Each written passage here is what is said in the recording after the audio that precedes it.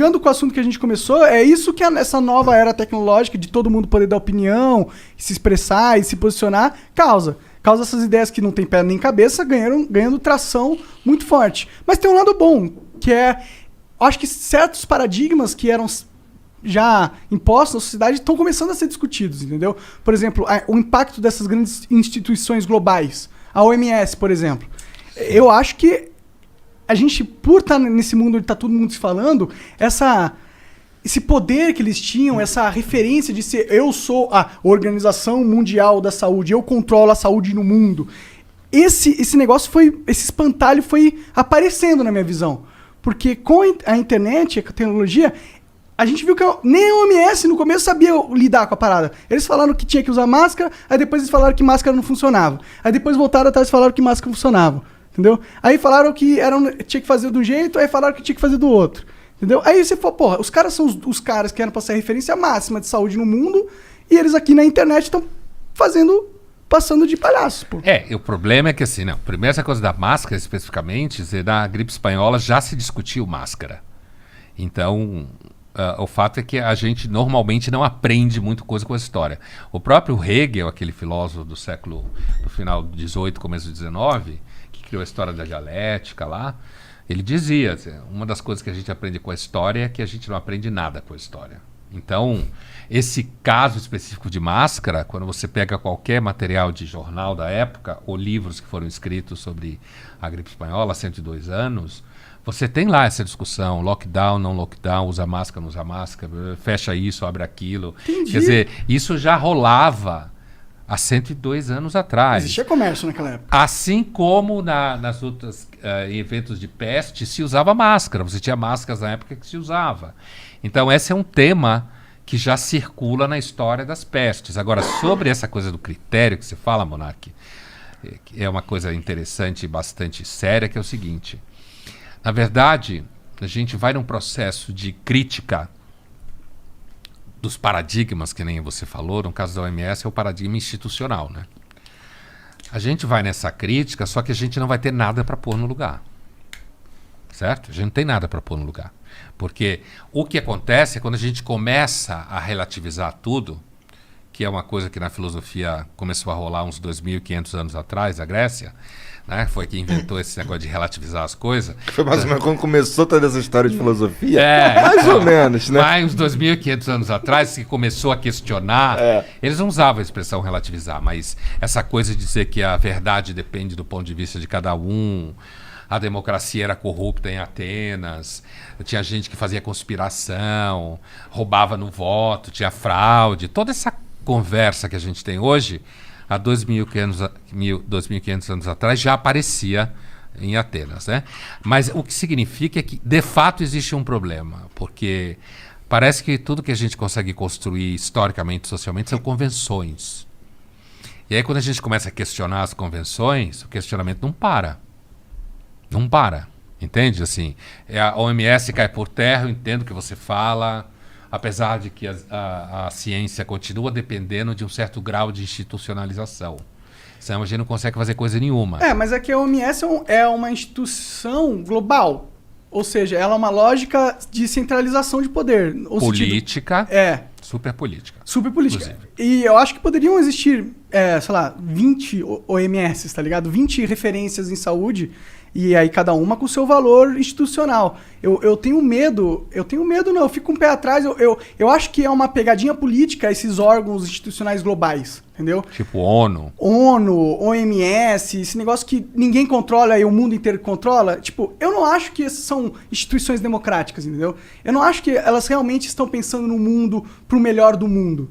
Eu vejo elas como instituições que foram totalmente sequestradas por poderes muito maiores do que os nossos, e elas seguem a cartilha da convenção dos poderosos, entendeu? Eles não seguem um rigor de, tipo, prezar pela humanidade, o certo é o certo, e a gente tem... Não, porque... E o que prova isso? As atitudes dele.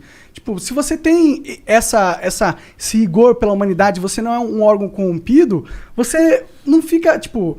você não se põe como órgão de sabedoria de todos e fala que não é pra usar máscara, sendo que a convenção de 100 anos atrás é que tinha que usar máscara, tá ligado? Na verdade, é que a gente não sabe o que é certo exatamente, né? Não que eu sabe. parto de outro pressuposto. Eu acho que a humanidade sempre é corrupta e a gente não sabe com certeza o que é certo. A gente tem alguns momentos que é claro que é certo e há alguns momentos em certos grupos que parece que é o certo. Esses órgãos multilaterais, tipo ONU, Organização Pan-Americana de Saúde, a OPAS, Unicef, esse barato todo a partir da ONU surgiu depois da Segunda Guerra Mundial, né? Que foi uma tentativa, porque você teve uma Europa que se matou. Se a gente fizer vou fazer uma conta assim grosseira, mas nem por isso falsa, a Europa começou, sem levar a Idade Média em jogo, porque aí a gente vai bem longe, mas assim, dos final do século XVIII para cá, a Europa ficou se matando até 45. E também se matou nos Balcãs nos anos 90, né? Mas assim, então a Europa entrou, e com o surgimento da Revolução Industrial, ao longo dos 19, se matou muito. Muita violência que acabou na Primeira e na Segunda Guerra Mundial, com a gripe espanhola no final da Primeira Guerra Mundial. Então, esses órgãos multilaterais, eles têm o objetivo de meio que institucionalizar conflitos. A política é sempre ruim, mas sem ela é pior. Então, eu entendo o que você fala. Então, seria melhor, por exemplo, ter órgãos locais. O problema é como partir da ideia para a realização das coisas. Na vida real, é tudo sempre pior do que tem na ideia. Tipo, pensar em favor da humanidade. Isso não é muito claro. Sim, com certeza. No plano da ideia, é claro. Mas no plano da realização não é muito claro. Você teria que ser Deus, né? Pra saber realmente o caminho certo pra humanidade. É né? o que o Descartes fala. Só Deus não precisa de método. Por isso que... É isso aí. Exatamente. Por isso que eu acho perigoso você se colocar num patamar de Deus. Num patamar de eu sou a OMS. Eu entendo pro mundo as diretrizes que devem ser feitas. Portanto, todo mundo do mundo inteiro saiba que você tem que seguir o que eu tô falando. E se você não seguir, vai ter repercussões políticas internacionais. A OMS ela tem várias ingerências em vários países. E, pô, se você vai afetar a soberania de um país, você tem que ter muito bem embasado. Você não pode chegar e falar que a máscara não funciona, tá ligado? Sim.